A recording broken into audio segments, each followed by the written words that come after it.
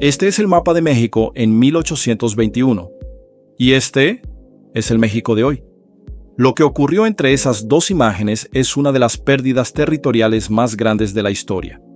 En 1848, tras 2 años de guerra, Estados Unidos se quedó con más de la mitad del territorio mexicano.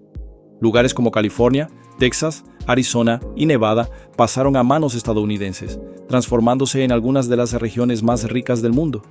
Si esos territorios aún pertenecieran a México, su Producto Interno Bruto sería 5 veces mayor, convirtiéndolo en la tercera mayor economía del planeta, solo detrás de Estados Unidos y China. Pero, ¿realmente habría sido así? Más de 170 años después de aquel despojo, las estrategias expansionistas de Estados Unidos siguen vigentes, aunque ahora no se trata de una guerra con armas, sino de medidas económicas, políticas y de control sobre los recursos naturales de México.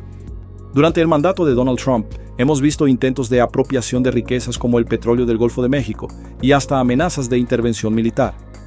Hoy analizamos qué habría pasado si México no hubiera perdido su territorio en el siglo XIX y cómo Estados Unidos aún busca formas de explotar al país en el siglo XXI.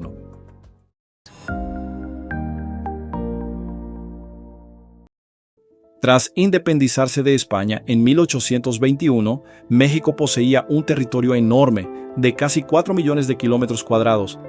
Pero, al ser un país joven y debilitado por la guerra, no tenía recursos suficientes para controlar todas sus regiones, especialmente el norte. Para poblar esas tierras, el gobierno permitió la llegada de colonos extranjeros. Lo que no imaginaba es que, en menos de 30 años, esos colonos en Texas buscarían su independencia y que Estados Unidos aprovecharía la situación para declarar la guerra a México. En 1848, tras la invasión estadounidense, México se vio obligado a firmar el Tratado de Guadalupe Hidalgo, cediendo más de la mitad de su territorio. En aquel momento, nadie imaginaba que esas tierras serían clave en la riqueza futura de Estados Unidos. Pero, con el tiempo, allí se descubrieron inmensas reservas de oro, petróleo y otros recursos que convirtieron a California y Texas en potencias económicas. Si México hubiera mantenido esos territorios, su economía habría sido radicalmente distinta. Con California y Texas como parte del país, México tendría hoy un PIB de $6 billones y sería la tercera mayor economía del mundo, superando a Japón y Alemania. Pero, ¿habría sido posible? Algunos historiadores señalan que el México del siglo XIX era demasiado inestable y pobre como para haber desarrollado esas regiones. Otros creen que el oro de California habría cambiado por completo el destino del país. Pero hay una verdad innegable.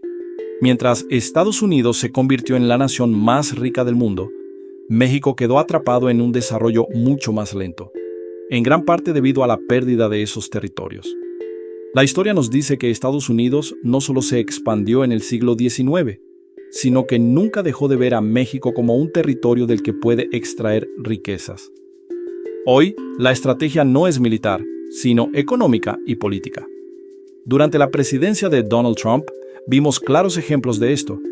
Su insistencia en construir un muro fronterizo fue más que un tema de seguridad. Fue una forma de presionar económicamente a México. Al mismo tiempo, impuso aranceles sobre productos mexicanos, obligando al país a ceder en tratados comerciales. Pero lo más preocupante es el interés de Estados Unidos en el Golfo de México, una de las zonas más ricas en petróleo. El gobierno de Trump buscó que empresas estadounidenses tuvieran acceso privilegiado a los recursos del Golfo, algo que podría haber significado la privatización de una parte de la riqueza energética mexicana. También hubo amenazas de intervención militar bajo el argumento de la lucha contra el narcotráfico. Trump llegó a decir que consideraba clasificar a los cárteles mexicanos como grupos terroristas, lo que le permitiría justificar una intervención militar directa en el país. El mensaje es claro. Aunque México ya no está perdiendo territorio de manera oficial, sigue siendo un país del que Estados Unidos busca apropiarse de distintas formas. Si en 1848 México hubiera podido resistir la invasión, hoy sería un país completamente diferente. Pero, aunque esa historia no se puede cambiar, el país todavía enfrenta el desafío de proteger sus recursos y su soberanía. La pregunta es, ¿cómo puede México evitar que su riqueza siga beneficiando más a Estados Unidos que a su propia gente?